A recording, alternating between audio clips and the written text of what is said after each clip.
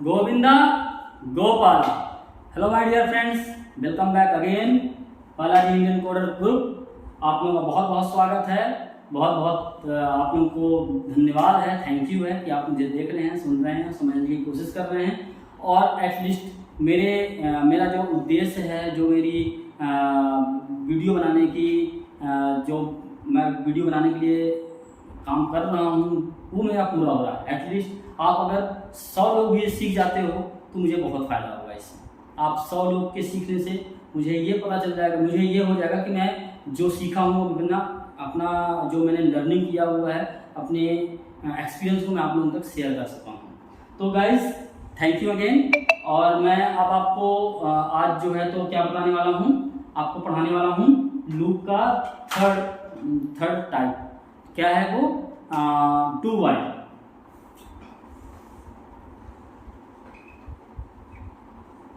Looping. थोड़ा सा मैं और ऊपर लिखता हूँ क्योंकि जगह नहीं रहती फिर। लूपिंग।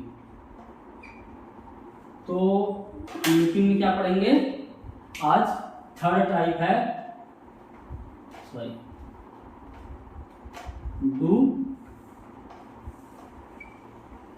Do while. ये थर्ड टाइप है। ये हमारा अलग है। कैसे अलग है? ये अलग है बिकॉज ऑफ ये एग्जिट कंट्रोल है। ये पहले बॉडी लिखती है, अपने आप में बॉडी तैयार करता है पहले। एटलीस्ट वो एक बार तो रन होगा ही होगा। उसके बाद अगर ट्रू है तो बाहर चला जाएगा, फॉल्स है तो फिर से वही बॉडी रन होगी। तो मैंने आपको जैसे बताया था कैसे कि पहले वो, मैं आपको एक बार फिर से याद दिला दूँ कि ये क्या करता है। एंट्री हो गया, एंट्री पॉइंट। उसके बाद ये बॉडी पहले बनाता है, यहाँ पे ये इसका बॉडी बना। उसके बाद ये कंडीशन चेक हुआ। कंडीशन अगर ट्रू है तो ये बाहर चला गया, अगर फॉल्स है तो ये फिर से यहाँ आ गया। तो इस तरीके से हम कंडीशन इसमें नीचे लिखते हैं। अब हम चलते हैं इसका प्रैक्टिकल करने के लिए। ये एग्जिट कंट्रोल है, प्रैक्टिकल सॉरी, इसका मैं सिंटैक्स बताता हूँ पहले। तो सिंटैक्स कैसा होगा इसका? सिंटैक्स कैसा है? पहले आप लिखोगे डू, इसके बाद ये स्टार्ट होगा। यहाँ पे आपको जो भी लिखना है, लूप बॉडी, ये जो भी है आपका होगा। इसके बाद आपका इंक्रीमेंट डिक्रीमेंट, इंक्रीमेंट डिक्रीमेंट, और इसके बाद क्या होगा? ये बंद होगा। और इसी के साथ लिखेंगे हम वाइल, वाइल और कंडीशन, कंडीशन, और ये बंद हो जाएगा। अब देखिए हम इसमें क्या कर रहे हैं, हमने बताया जैसे कि ये बॉडी पहले एग्जीक्यूट होगी, उसके बाद कंडीशन चेक होगा। तो अगर कंडीशन ट्रू होगा, ये कंडीशन अगर ट्रू होगा तो ये यहाँ चला जाएगा कंट्रोल बाहर। अगर फॉल्स होगा तो ये फिर से यहाँ से यहाँ आ जाएगा, डू में चला जाएगा। फॉल्स होगा तो इसको दोबारा से डू में भेज देगा। वो तो यहाँ पे लूप ही रहा है। हम इसको स्पेशल केसेस में यूज़ करते हैं, जब हमें बेसिकली हमें कब यूज़ करना पड़ता है। जैसे मान लीजिए कि हम कोई प्रोग्राम बनाते हैं जिसमें हमें टाइम कंट्रोल के लिए बनाते हैं। सपोज दैट कौन सा प्रोग्राम बता दें आप। ये सोच के चलिए कि एक वॉच स्टॉप का बनाते हैं। एक वॉच स्टॉप जब हम चालू करते हैं, जो रनिंग वनिंग के लिए जो भी है उसके लिए करते हैं, उसके लिए बनाते हैं। तो क्या है कि उसमें स्टार्ट हुआ, गया, चेक किया, हमने 10 सेकंड का रखा हुआ है। फर्स्ट सेकंड में गया, देखा, वो रन कर दिया, पहले ही रन हो गया, वो स्टार्ट हो गया, अलार्म बजना उसका चालू हो गया। अब आया, देखा यहाँ पे कंडीशन चेक किया, कंडीशन फॉल्स हो गई, चला गया। 10 अभी नहीं हुआ, 9 सेकंड में फिर से हो गया, 8 में फिर से हो गया, 7 में फिर से आ गया। इस तरीके से चलते चलते जब कंडीशन 0 हो जाएगी तब ये बाहर लेके आ जाएगा। कंडीशन ट्रू हो जाएगा, मतलब कंडीशन आपका क्या कहेगा कि हाँ अब सेटिस्फाइड हो गया है, ट्रू है, तब ये बाहर आ जाएगा। तो इसको यूज़ हम करते हैं प्रॉपरली। तो यहाँ पे आप देखिए इनिशियलाइजेशन डेफिनेशन तो ऊपर ही हो गया इसके, इनिशियलाइजेशन डेफिनेशन अगर आप आई इज इक्वल टू लिखते हैं, sorry int i equal to 0, तो ये आपका इनिशियलाइजेशन डेफिनेशन पार्ट हो गया, definition and initialisation, definition and initialisation. पहला काम यहाँ पे हो गया।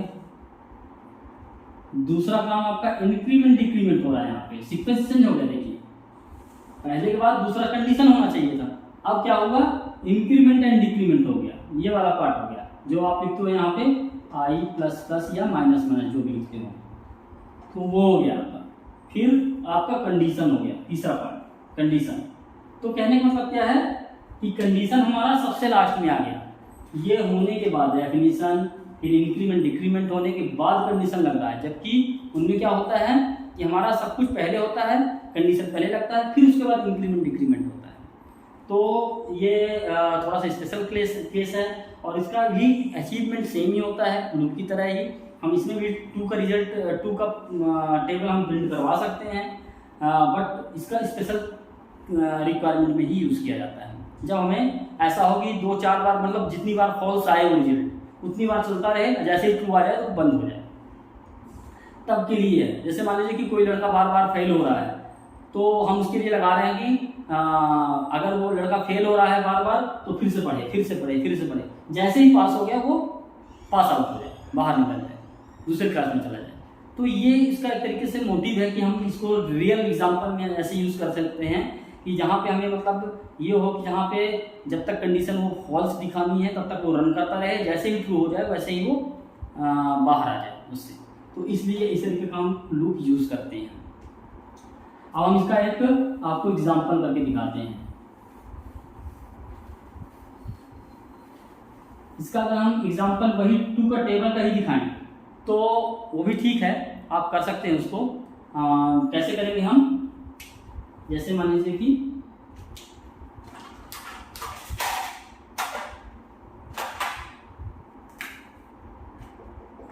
Has include studio.h main.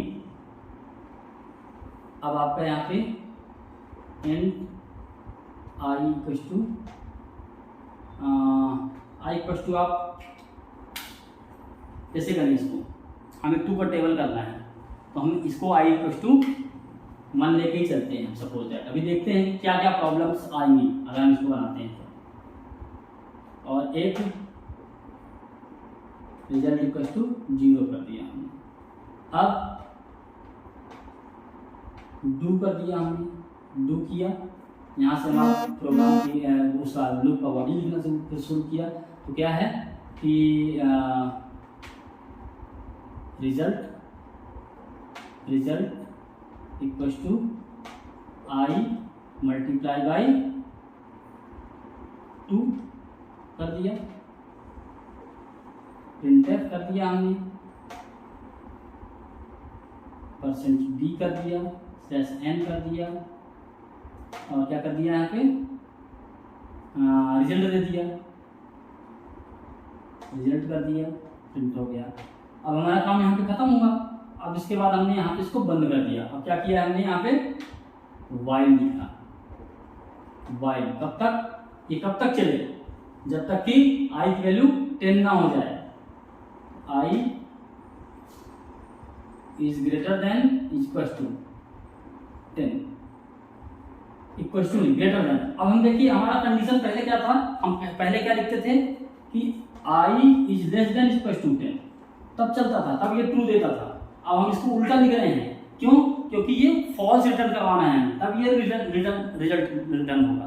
तो हम सेम चीज को ही क्या कर रहे हैं, एग्जीक्यूट करवा रहे हैं यहाँ पे ऐसा करके, उल्टा लिख करके। मतलब आई जब तक लेस होगा 10 से तब तक ये चलेगा। If I is greater then 10 अगर आ जाएगा, जब ग्रेटर देन हो जाएगा तब ये बाहर चला जाएगा और ये लूप खत्म हो जाएगा और ये भी खत्म हो जाएगा। अब आप देखिए, है तो डू वाइल और वाइल और सब एक ही जैसे काम कर रहे हैं, लेकिन जब हम प्रोग्राम बनाते हैं तो इनकी स्पेशल ज़रूरत होती है। जैसा कि मैंने आपको बताया था पिछली क्लास में भी, वाइल जब पढ़ा रहा था, तो कि जब हम प्रोग्राम बना रहे होते हैं उस टाइम पे हमें ये रिक्वायरमेंट अपने आप ही आ जाती है कि हमें यहाँ पे वाइल लगाना है, यहाँ पे फॉर नहीं चल पाएगा, यहाँ पे डू वाइल लगाना है, यहाँ पे फॉर नहीं चल पाएगा, यहाँ पे वाइल नहीं चल पाएगा। तो उस केस के लिए हमें जब हमारे एक्सपीरियंस बढ़ने लगते हैं, जब हम काम करने लगते हैं सॉफ्टवेयर लाइन में, तब हमें पता चलने लगता है कि हमें कहाँ पे और क्या चीज़ करना है। आप इसका अभी तो ये समझ के चलिए कि इसको हम इस तरीके से यूज़ करते हैं। अब आप देखिए यहाँ पे इसका हम क्या करते हैं, इसका भी आप अगर फ्लो चार्ट बनाते हैं तो फ्लो चार्ट में क्या होगा, जैसा कि आपने बताया था मैंने, यहाँ पे आप क्या करेंगे, यहाँ पे आपने स्टार्ट लिख दिया, स्टार्ट कर दिया स्टार्ट। इसके बाद आपका इनपुट तो है नहीं कुछ भी, तो इनपुट करना नहीं है, आपका प्रोसेस है, तो प्रोसेस में आप क्या करेंगे, result equal to i multiply by 2 कर दिया आपने। इसके बाद आपका आउटपुट आ गया, सीधा आउटपुट क्या आ गया, रिजल्ट आ गया, डिस्प्ले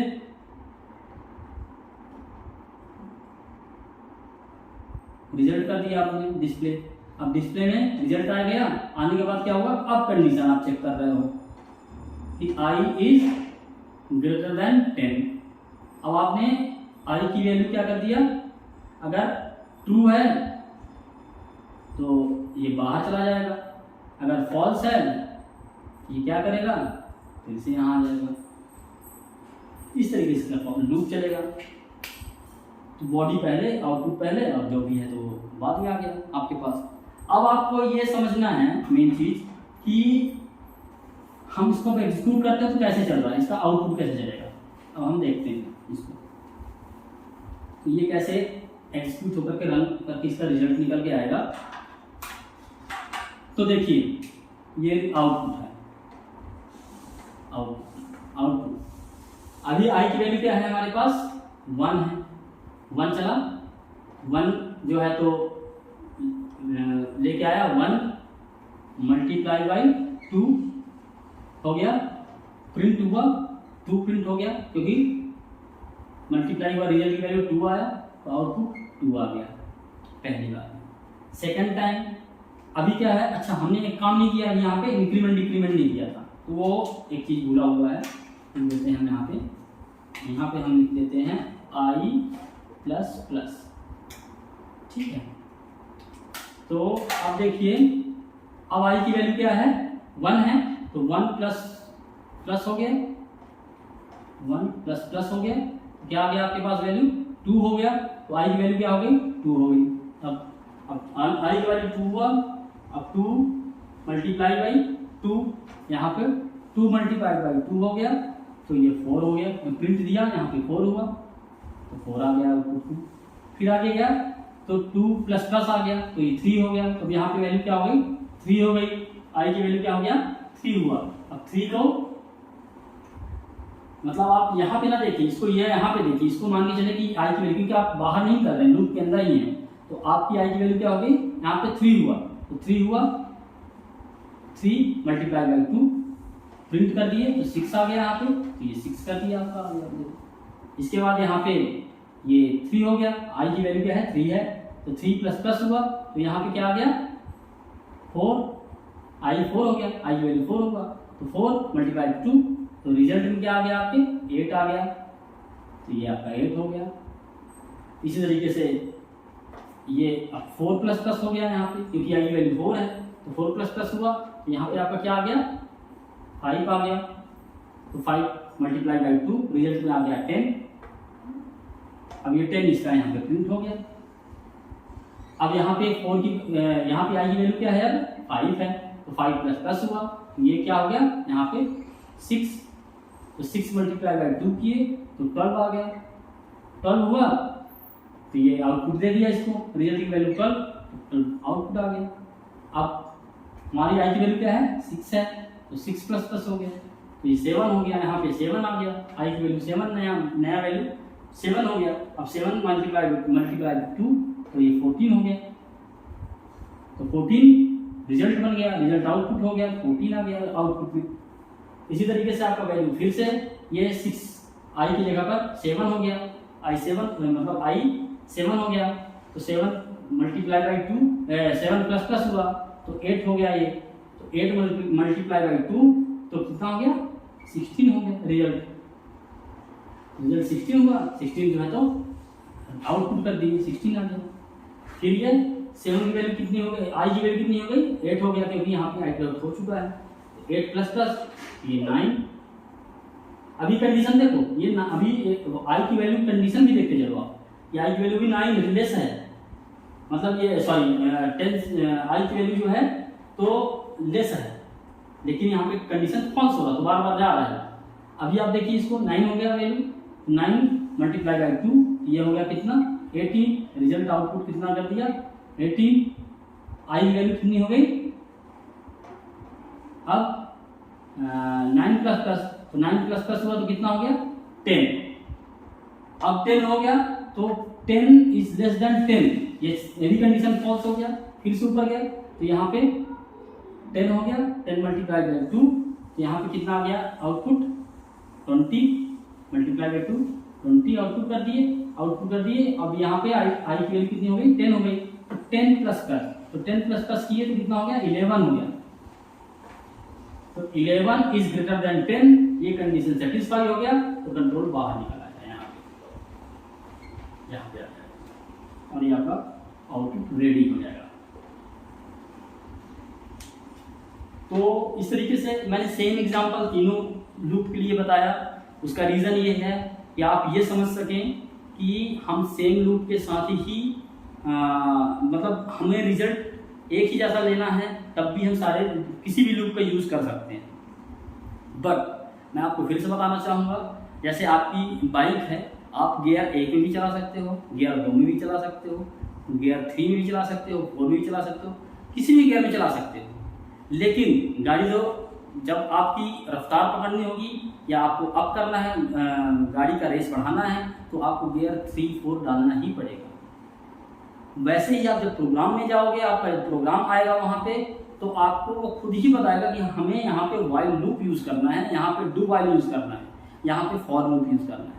तो ये आपके लिए बहुत ही उस टाइम पे समझने वाली बात होगी रिक्वायरमेंट के अकॉर्डिंग। अदरवाइज कई प्रोग्रामर मैंने भी देखे हैं, मेरे कई जूनियर्स रहे हैं, उन्होंने रिक्वायरमेंट समझा नहीं या समझ करके भी उन्होंने उसको उस लेवल तक नहीं समझा कि यहाँ पे क्या चीज़ का ज़रूरत होना चाहिए, क्या होनी चाहिए, और वो उसी के अकॉर्डिंग अपने अकॉर्डिंग बना दिए। फिर कोड रिव्यू होता है, कोड चेक होता है, और उसके बाद पता चलता है कि ये गलत है, फिर उसको चेंज करने के लिए दिया जाता है। तो आप पहले से ही अपनी मेंटालिटी बना के रखिए कि होने के लिए सेम आउटपुट हम बना सकते हैं किसी भी लूप से, किसी भी इफ एल्स कंडीशन से, स्विच केस से, इफ एल्स से, किसी से नहीं। बाकी उसकी ज़रूरत कहाँ पे होती है, ये अंडरस्टैंडिंग आनी बहुत ज़रूरी है। तो हमारा आउटपुट फॉर लूप से भी सेम है, वाइल लूप से भी सेम है, डू वाइल से भी सेम है। हमने कंडीशन चेंज कर दिया बस केवल, और बाकी चल गया, सब कुछ बराबर आ गया।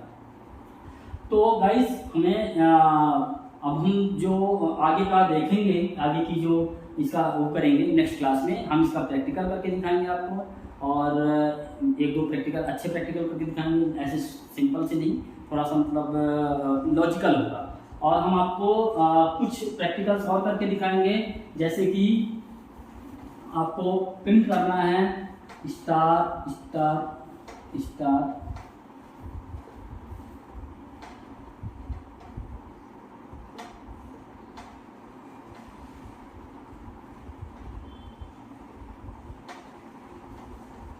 ऐसा मतलब एक ट्रायंगल बनाना है 90 डिग्री का ट्रायंगल स्टार से, वो प्रिंट करवाना है अपने को फॉर लूप का ही यूज करके। तो ये कंसेप्ट जनरेट करता है, बेसिकली आपके लॉजिक्स को जनरेट करेगा। एक हम एक और है, जैसे कि ऐसा वाला ट्रायंगल भी बना दें स्टार स्टार के, जैसे star star star star star star star star, इस तरीके से। मतलब ऐसे प्रोग्राम हम आपको कुछ करके दिखाएंगे, कुछ और हमें इसकी अच्छी से प्रैक्टिस करनी होगी कि हम अच्छे अच्छी चीज़ें आपको करके दिखा सकें, आप सीख सकें, क्योंकि लूप और कंडीशंस ये दोनों बहुत ही इंपॉर्टेंट हैं। इसके बाद जो चीज़ें हैं वो तो इम्पोर्टेंट हैं ही, लेकिन ये ऐसी चीज़ें हैं जैसे कि आपको हर प्रोग्राम में इवन हर प्रोग्रामिंग लैंग्वेज में सेम टू सेम ही यूज़ होगा।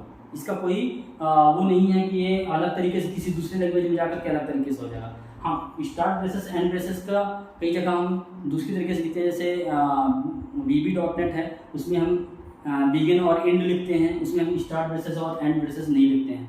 तो ऐसे ही कई और लैंग्वेज हैं जिनमें हम स्टार्ट ब्रेसेस और एंड ब्रेसेस नहीं लिखते हैं, लेकिन हमारे लिखने का तरीके जो लॉजिक्स हैं वो हमारे लगभग सेम ही होंगे।